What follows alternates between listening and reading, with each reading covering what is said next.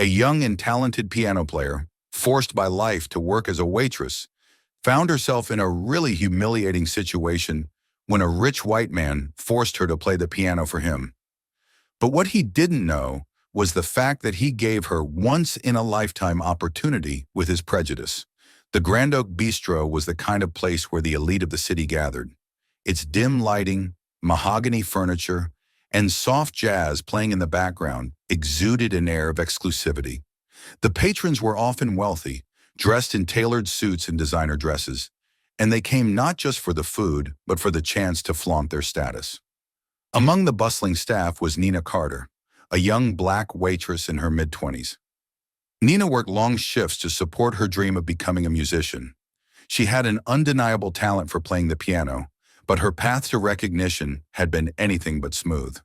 With her mother ill and medical bills piling up, Nina had put her dreams on hold to focus on making ends meet. She knew that taking care of her mom came first. Nina's co-workers respected her for her work ethic and warm personality, but not everyone who entered the bistro treated her with the same decency. Some customers barely acknowledged her presence, while others barked orders as if she were invisible. Nina had grown accustomed to it, but one night she encountered someone who pushed her patience to the limit. That evening, the bistro was packed. Among the patrons was Gerald Lancaster, a wealthy businessman known for his arrogance and penchant for belittling others. Dressed in an expensive suit, he sat at a corner table with a group of friends, their laughter and loud voices cutting through the otherwise calm ambience. Nina approached their table with her usual professional demeanor. "Good evening, gentlemen. Welcome to the Grand Oak. Can I start you off with some drinks?" Gerald barely glanced at her, his expression one of thinly veiled disdain. "I'll have a scotch." "Make it quick," he said dismissively. His friends snickered, placing their orders with similar indifference. Nina noted their choices, nodded politely and walked away, her composure intact despite their rudeness. When she returned with their drinks, Gerald's attention shifted to the piano in the corner of the room. It was a beautiful grand piano, often played by hired musicians on special occasions. Tonight, however, it sat untouched. "You there," Gerald said, gesturing to Nina as she set down his drink. "Do you play?" Nina hesitated, caught off guard by the question. "Yes, I do," she replied cautiously. A sly grin spread across Gerald's face. "Oh, really? A waitress who plays piano? That's rich. Why don't you show us what you've got?" His friends laughed, their eyes glinting with mockery. Nina felt her cheeks flush, but she remained composed. She knew that she had to keep her real thoughts to herself, but she also knew that she had to try to stand up for herself. "I'm here to serve you, sir," she said calmly, "not to perform." Gerald leaned back in his chair, his grin widening. "Come on, humor us. We could use some entertainment." Nina glanced around the room. Other patrons were beginning to take notice, their curious gazes adding to her discomfort. She considered refusing outright, but knew that making a scene could jeopardize her job. "All right," she said finally, her voice steady. "Just for a moment." Nina approached the piano, her heart pounding. She could feel Gerald's mocking gaze on her back, but she pushed the thought aside.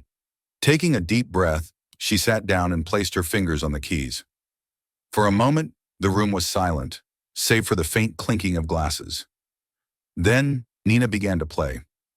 The first notes were soft and tentative, but as she lost herself in the music, her confidence grew. Her hands danced across the keys, weaving a melody so beautiful it seemed to fill the room with light. Conversations hushed as patrons turned their attention to her, captivated by the raw emotion in her performance. Gerald's smirk faded as he listened. His friends exchanged stunned glances, their earlier laughter replaced with awe. By the time Nina finished, the room erupted into applause. Tears pricked her eyes as she stood, the weight of the moment sinking in. "That was incredible," someone whispered. Nina glanced at Gerald.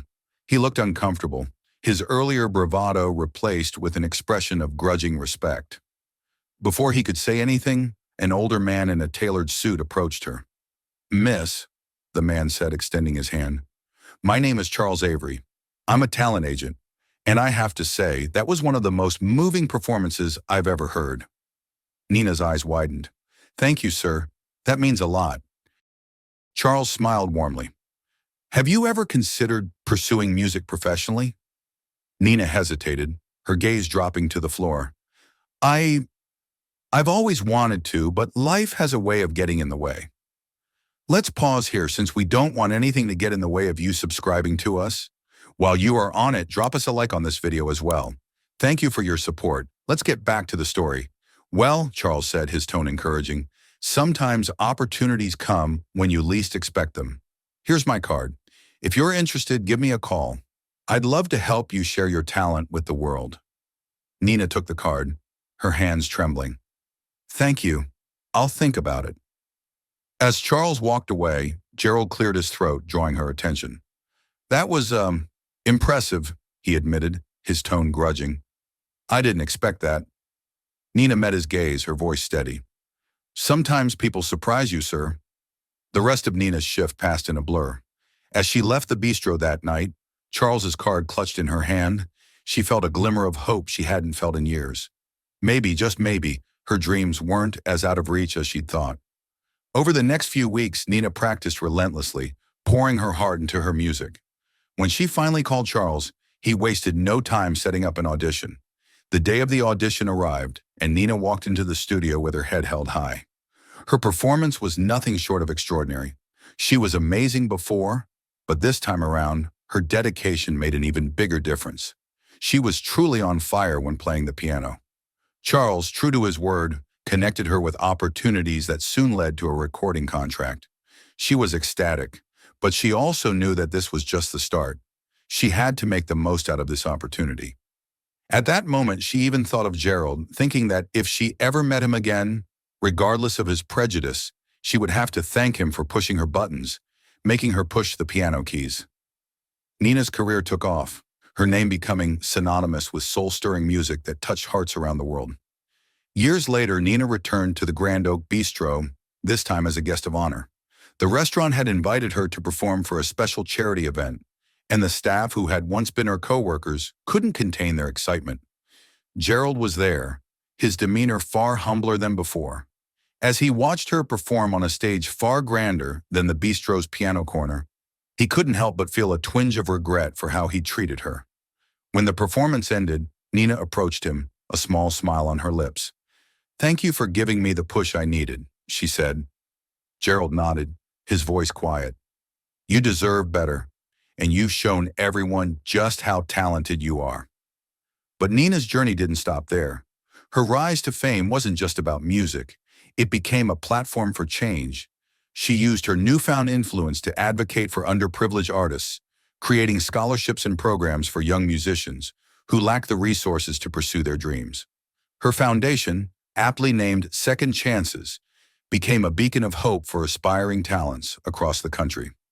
One evening at a gala for her foundation, Nina shared her story with a captivated audience.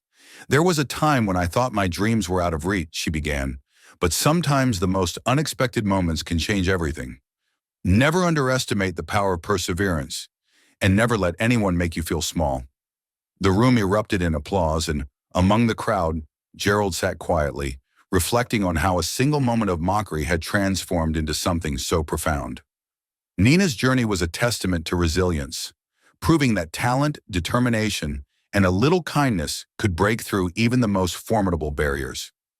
And as she continued to touch lives with her music and advocacy, her story became a reminder that greatness often emerges from the most unlikely places.